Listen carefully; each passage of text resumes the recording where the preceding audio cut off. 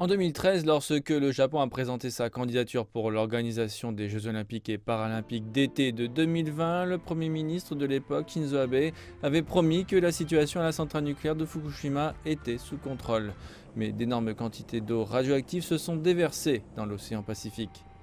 Près d'une décennie plus tard, le problème continue pour les communautés locales et surtout pour les pêcheurs. Il y a plus de 1,2 million de tonnes d'eau traitée, mais toujours radioactive, stockée dans plus d'un millier de réservoirs à la centrale.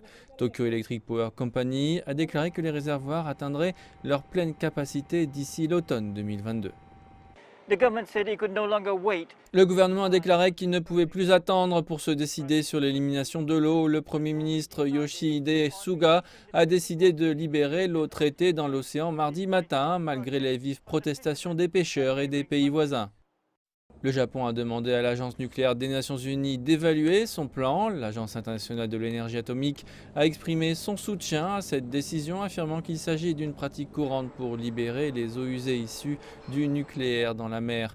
L'eau traitée contient du tritium radioactif. Les responsables ont déclaré que la concentration serait faible et ne poserait aucun risque à la santé humaine, mais nombreux s'inquiètent de plus en plus du fait qu'elle contaminera la vie océanique.